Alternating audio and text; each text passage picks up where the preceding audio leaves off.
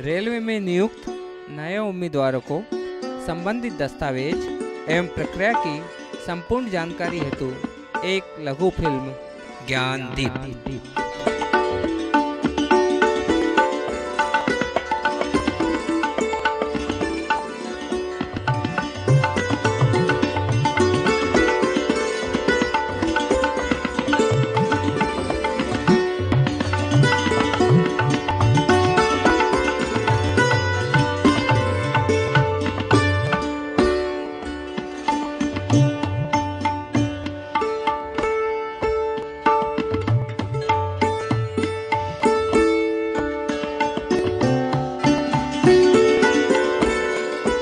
Sir, मैं RRB से चयनित सीसीटीसी के पद पर नियुक्ति हेतु नई उम्मीदवार हूँ।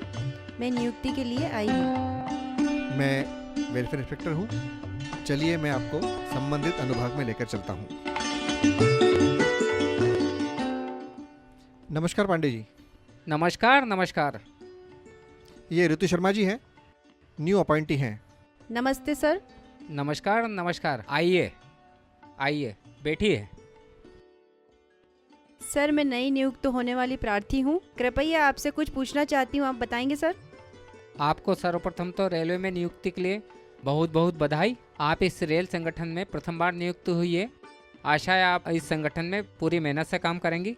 सर, आपका बहुत बहुत धन्यवाद। सर, जब मैं अंदर आ रही थी तो मैंने यहाँ बहुत सारे अधिकारियों के बोर्ड देखे। उसमें हमारे अधिकारी कौन से होंगे सर?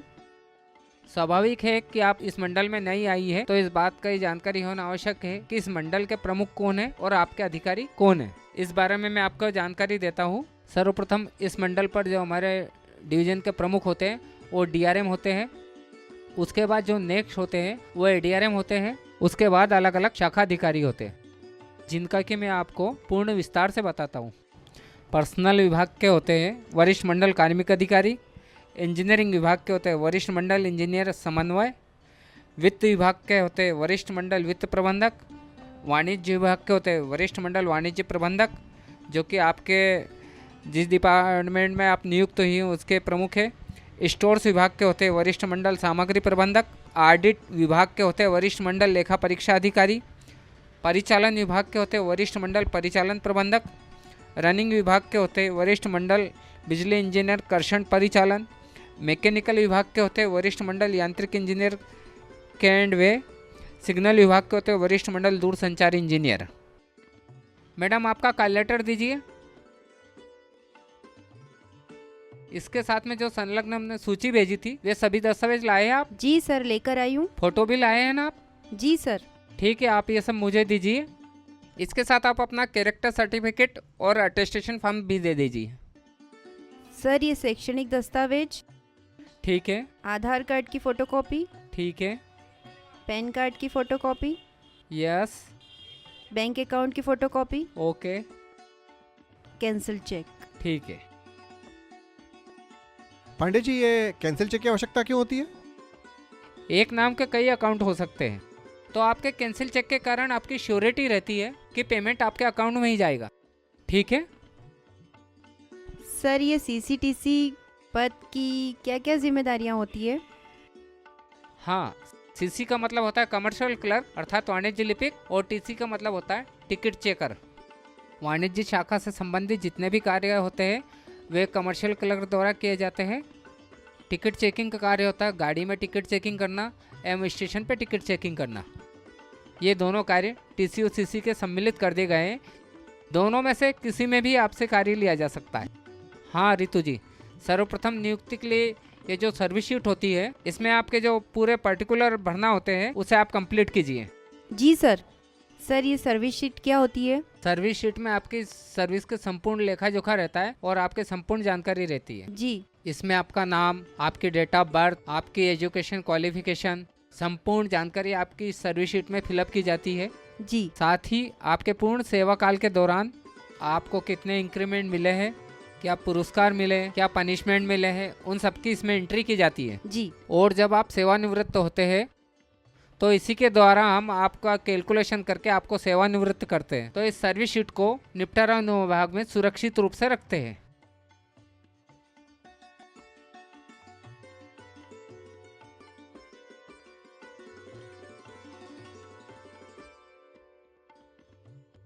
ये एनपीएस का फॉर्म है, इसे भी आप कंप्लीट कीजिए।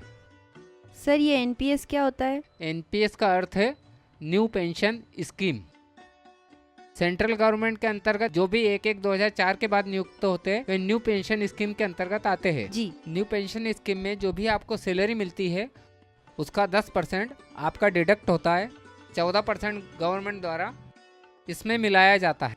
इस प्रकार जो टोटल अमाउंट होता है वो आपको रिटायरमेंट के समय 60% दिया जाता है और जो 40% जो अमाउंट होता है उसके ऊपर जो इंटरेस्ट प्राप्त होता है उसे पेंशन के रूप में आपको प्रदान किया जाता है। जी। अच्छा, एनपीएस में 2 पार्ट और है। जब भी आप एनपीएस सिलेक्ट करते हैं तो उसमें टियर 1 और टियर 2 होता है। इनमें शेयर, सिक्योरिटी एवं बॉन्ड्स का प्रावधान है। जो भी आपको उचित और लाभदायक लगे उसमें आप अपना इन्वेस्टमेंट कर सकती है। जी।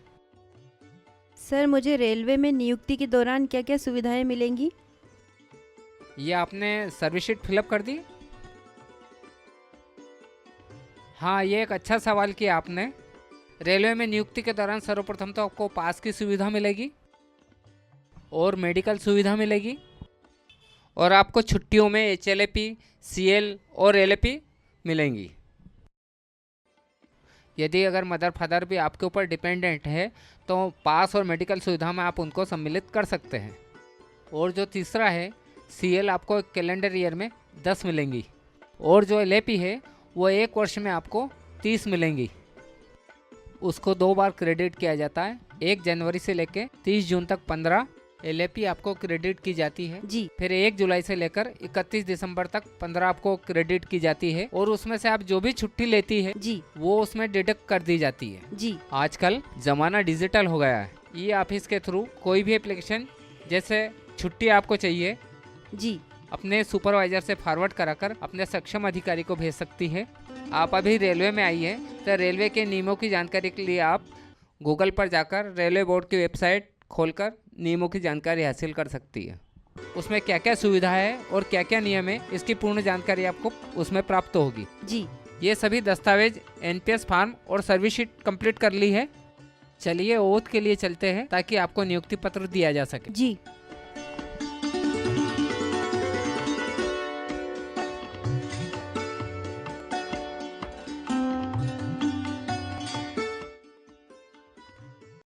सर ये ऋतु जी है जो कि सीसीटीसी के पद हेतु आरआरबी से चयनित होकर आई है। इन्हें नियुक्ति हेतु शपथ दिलाने हेतु आपके पास लाया हूँ।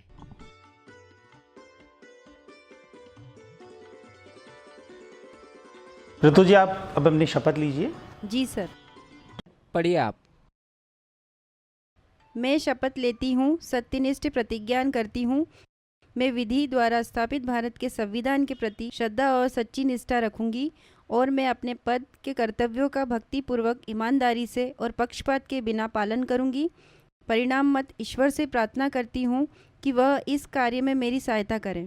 पांडे जी, आपने इनको अपनी सैलरी स्लिप ऑनलाइन कैसे देखते हैं, अपना मेडिकल कार्ड ऑनलाइन कैसे जनरेट करते हैं, HRMS क्या होता है, इनके लिए एक कर्मचारी के रूप में इनके लिए क्या फ़ायदा है, और अंत में ई ऑफिस के बारे में इनको आपने जानकारी दी है। हाँ सर, मैंने इन्हें HRMS और उम्मीद के बारे में पूर्ण जानकारी नहीं दे पाया, बाकी ई ऑफिस के बारे में थोड़ी जानकारी दी है और रेलवे बोर्ड आर्डर और उनके नियमों के बारे में कुछ जानकारी इनको दी है ताकि ये उससे अवगत हो सके।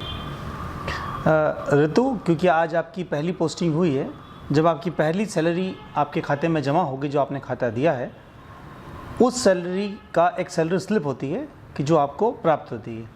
चूँकि सब कुछ कार्य रेलवे में ऑनलाइन हो चुका है, सैलरी स्लिप आपको फिजिकल फॉर्म में या पेपर पे नहीं उपलब्ध होती है, आपको ऑनलाइन मिलती है। सैलरी स्लिप एक आपकी 1 महीने में मिलने वाली सैलरी का लेखा जोखा होता है, जिसके अंदर आपको दी गई ग्रॉस सैलरी और उसमें किए गए नेट डिडक्शन और नेट सैलरी आपके खाते में कितनी जमा हो रही उसके बारे में पूरी जानकारी दी गई होती है। साथ के साथ आपका पैन नंबर और अन्य महत्वपूर्ण जानकारियाँ यानी NPS या नेक्स्ट डेट ऑफ इंक्रीमेंट भी उसमें मेंशन होती है।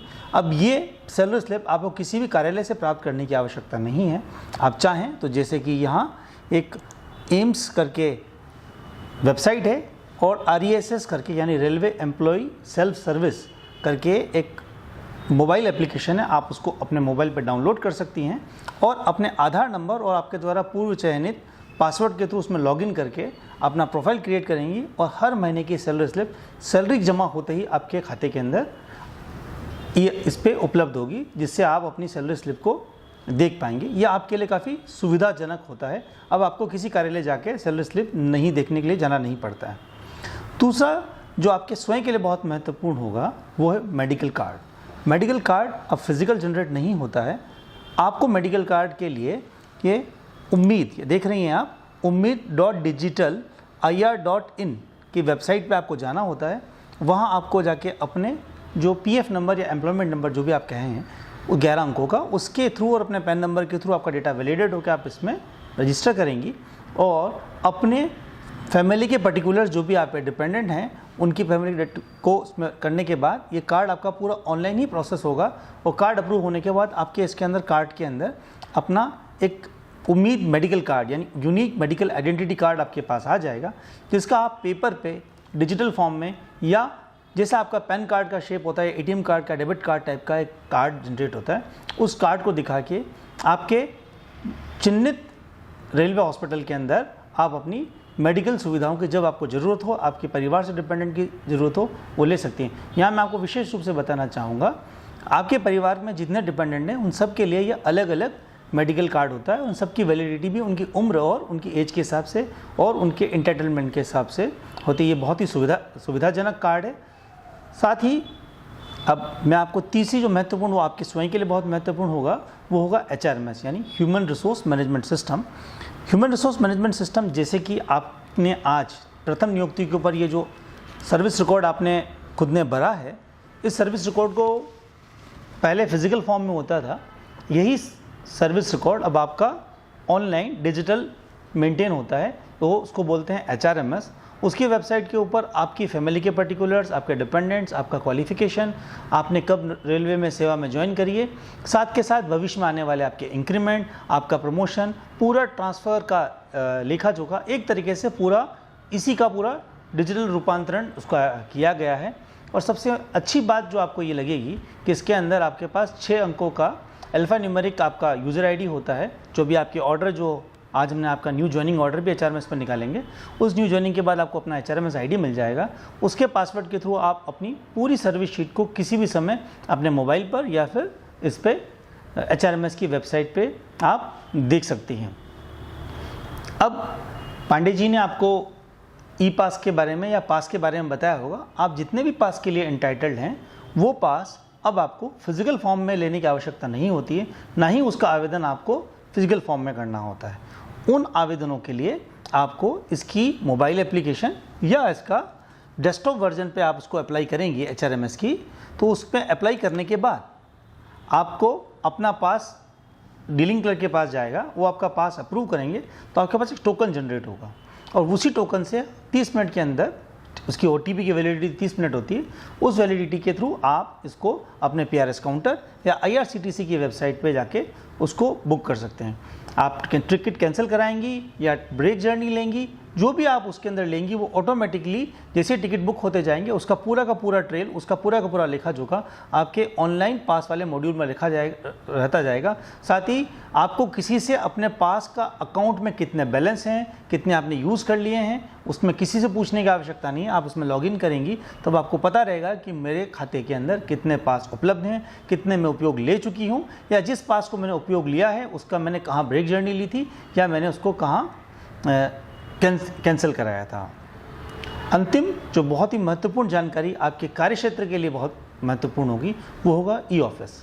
ई ऑफिस हमारे रेलनेट की वेबसाइट, इंटरनेट और रेलनेट दोनों अलग अलग चीज़ होती हैं। इंटरनेट पूरा दुनिया को कनेक्ट करता है, रेलनेट अपना खुद का रेलवे का एक अलग से इंट्रानेट टाइप का नेटवर्क है। इसके ऊपर हमारी जो वेबसाइट, जो ई ऑफिस की वेबसाइट है वो चलती है। जैसे आप ये देख रही होंगी कि मेरा ई ऑफिस का ये खुला हुआ है।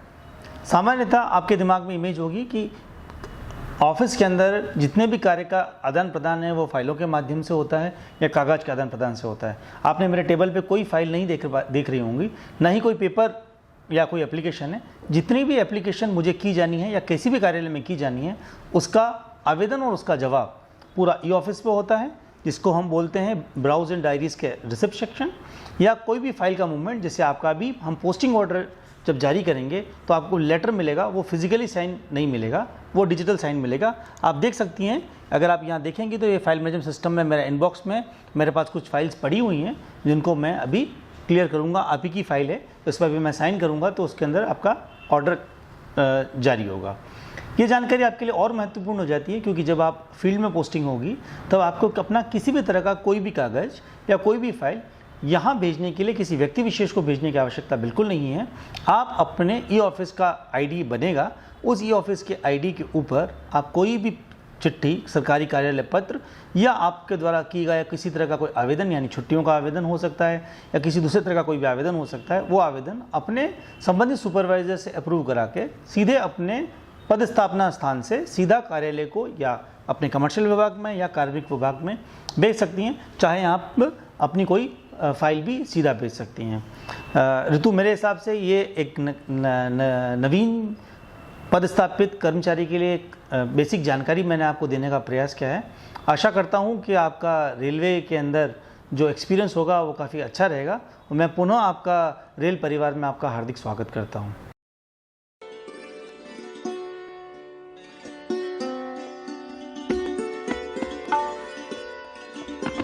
नमस्कार नमस्कार। नमस्कार नमस्कार। ये है निकिता मैडम, ये अभी प्रमोशन होकर देवास आई हैं। अच्छा अच्छा, आइए बैठिए।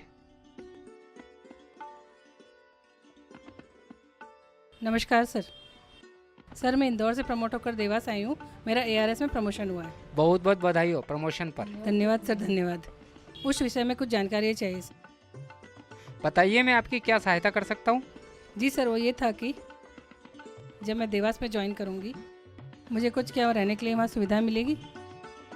हाँ, प्रमोशन पर आई है तो आपको 10 दिन का ज्वाइनिंग टाइम मिलेगा ताकि आप अपने परिवार सहित यहाँ पर शिफ्ट हो सके। इसके अलावा आप नेम नोटिंग लगा सकती है, रेलवे क्वार्टर के लिए भी अप्लाई कर सकती है। अगर आपके बच्चों का मिड सेशन स्कूल चल रहा है तो आप अपने वहाँ पे क्वार्टर के लिए परमिशन ले सकती है। अगर आप प्रशासनिक हित में आई है तो आपको ट्रांसफ़र एंड पैकिंग अलाउंस भी मिलेगा। अच्छा अच्छा सर, उसका कुछ अमाउंट होता है कि? हाँ, ये आपको अपने बेसिक का 80% मिलता है ताकि आप अपना सामान वहाँ से यहाँ पर शिफ्ट कर सके। सर, मेरा दूसरा क्वेश्चन था कि मुझे तो वापस इंदौर ही जाना है थोड़े टाइम में, तो मेरे नेम नोटिंग के लिए मैं कितने टाइम में नेम नोटिंग लगा सकती हूँ? हाँ, इसके लिए सभी जोन पर अलग अलग नीति निर्धारण किए गए हैं लोकल यूनियन से मिलकर, लेकिन अपने यहाँ पे जो नियम है वो 15 दिन का है। अपने यहाँ 15 दिन की? हाँ, अपने यहाँ 15 दिन का है। ठीक सर। सर, मेरा एक क्वेश्चन और था कि मेरी ज्वाइनिंग कब से मानी जाएगी? मतलब मेरे लेटर से मानी जाएगी या जिस दिन मैंने ज्वाइन किया उस दिन से मानी जाएगी? जिस दिन आप ज्वाइन करेंगी उसी दिन से आपकी ज्वाइनिंग मानी जाएगी। उस दिन से आप अपनी ज्वाइनिंग लीव ले सकती हैं। अच्छा ठीक है, लेटर से इसका कोई लेना देना नहीं। सर, वो मुझे CCL संबंधी भी कुछ जानकारी चाहिए थी, जो चाइल्ड केयर लीव होती है। चाइल्ड केयर लीव 1 साल में आप 3 बार ले सकती है। मिनिमम मैक्सिमम आप कितनी ही ले सकती है, लेकिन 2 साल से अधिक आपको नहीं मिलेगी। सर, एक चीज़ की जानकारी और चाहिए थी, जो एक्स इंडिया लीव होती है, अगर फॉरेन में आपका बच्चा पढ़ रहा है उसके पास जाने के लिए जो सुविधा दी गई है रेलवे में, उसके बारे में जानना था। सर्वप्रथम तो एक्स इंडिया लीव के लिए आपको पासपोर्ट होना आवश्यक है। इसके लिए आपको सर्वप्रथम अपने डिपार्टमेंट से NOC लेना होगी ताकि आप पासपोर्ट ऑफिस में अप्लाई कर सकें और पासपोर्ट प्राप्त कर सकें। उसके उपरांत आप अपने आवेदन ऑफिस के थ्रू अपने ब्रांच ऑफिसर से सेंक्शन करवाकर एक्स इंडिया लीव प्राप्त कर सकेंगी। सर, उसका टाइमिंग क्या होता है मिनिमम मैक्सिमम लेने के लिए? मैक्सिमम 2 साल होता है, वो आप अपने सर्विस लाइफ में ले सकती है। सर, ये रहेगा कि मेरा अगला प्रमोशन अब कब होगा, ये जानने के लिए, प्रमोशन के बारे में जानने के लिए। अगली पदोन्नति वर्तमान में रिक्तियों के आधार पर एवं अगले 1 वर्ष में होने वाली संभावित रिक्तियों के आधार पर प्रत्येक कोटि के लिए सिलेक्शन कैलेंडर तैयार किया जाता है। उसी अनुसार पदोन्नति की प्रक्रिया प्रारंभ होती है एवं रिक्ति उपलब्ध होने पर ही पदोन्नति दी जाती है। यदि रिक्ति उपलब्ध नहीं है तो 10, 20 और 30 वर्ष की सेवा पूर्ण किए जाने पर पदोन्नति के स्थान पर MSEP के तहत अगली ग्रेड पे में वित्तीय उन्नयन प्रदान किया जाता है ताकि पदोन्नति का लाभ आप लोगों को प्राप्त हो सके। आपके और आपके परिवार के लिए रेलवे में स्टाफ बेनिफिट फंड से बहुत सारी सुविधाएं प्रदान की जाती है। रेलवे कर्मचारियों के लिए कर्मचारी शिविर, पुरुषों के लिए एवं महिलाओं के लिए एवं बच्चों के लिए आयोजित किए जाते हैं। स्टाफ बेनिफिट फंड से बच्चों के लिए स्कॉलरशिप दी जाती है, MBBS एवं आपके बच्चों के लिए, नर्सिंग के लिए, इंजीनियरिंग के बच्चों के लिए। 2800 ग्रेड पे मुझसे नीचे के कर्मचारियों के बच्चों के लिए BA, BCom और BSc के लिए स्कॉलरशिप प्रदान की जाती है ताकि वे अपने बच्चों को अच्छी शिक्षा प्रदान कर सके। ठीक, thank you very much sir इतनी सारी जानकारी देने के लिए।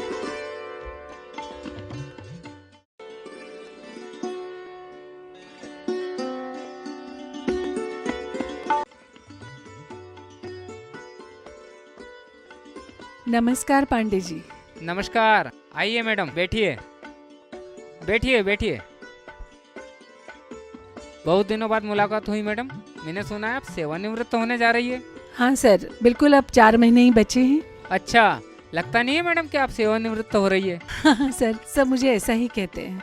सर मुझे बताइए ना कि मुझे सेवानिवृत्ति पर कौन कौन से डॉक्यूमेंट्स देने होंगे। आपके पासपोर्ट साइज फोटो 15, आपके पति के passport size photo 15, joint photo आपके और आपके हस्बैंड के 15। यदि अगर आपके बच्चे अविवाहित हैं तो उनके 6 पासपोर्ट साइज फोटो, और यदि विवाहित है तो उनके कोई फोटो नहीं लगेंगे। ठीक है। जैसे मेरा बेटा तो जॉब करता है परंतु अनमैरिड तो है, उसको नहीं मिलेगी। तो भी नहीं मिलेगा उसे सर। और बेटी? लड़की की तो ऑलरेडी वो शादी हो चुकी ठीक है है, सर। तो उन दोनों को सुविधा प्राप्त नहीं होगी। और जो दस्तावेज लगेंगे उसमें आपके और आपके पति के आधार कार्ड के 4-4 फोटोकॉपी लगेंगी। अलग अलग ना सर आधार की? जी हाँ, अलग अलग। दोनों के पैन कार्ड की 4-4 कॉपी, पैन कार्ड की 4 कॉपी, लेटेस्ट पे स्लिप की 4 कॉपी, लेटेस्ट पे स्लिप की 4 कॉपी, बैंक अकाउंट की 4 कॉपी। बैंक अकाउंट की इंडिविजुअल सर? नहीं, बैंक अकाउंट ज्वाइंट होना चाहिए आपके और आपके हस्बैंड का। जो यदि जैसे अपन यहाँ से शिफ्ट होते हैं, है ना, तो वो जो सामान शिफ्ट करने के लिए मिलता है ना, कंपोजिट ट्रांसफर ग्रांट, उसके लिए क्या करना पड़ता है? जहाँ आप वर्तमान में सर्विस करती है वहाँ से आप कहीं और अपने नेटिव प्लेस में शिफ्ट होना चाहती है तो आपको कंपोजिट ट्रांसफर ग्रांट दिया जाता है, जो कि आपकी एक बेसिक होती है। उसका 80% आपको भुगतान किया जाता है। इसके लिए आपको जिस भी ट्रक द्वारा आप सामान ले जाती है उसकी बिल्टी प्रोड्यूस करनी होती है, और उस बिल्टी को आप सेटलमेंट सेक्शन में देंगे तो आपको उसका भुगतान कंपोजिट ट्रांसफर ग्रांट प्रदान किया जाएगा। ये सारे डॉक्यूमेंट्स मुझे कब तक देना आपके पड़ेगा? रिटायरमेंट से 3 माह पूर्व। 3 माह पूर्व, ओके सर। और सर वैसे फाइनल सेटलमेंट ड्यूज कब तक मिल जाते हैं अपने को? क्या क्या मिलेगा सर उसमें? सर्वप्रथम तो आपको मैक्सिमम 33 साल की सर्विस होने पर 16.5 महीने की ग्रेचुइटी भुगतान की जाएगी।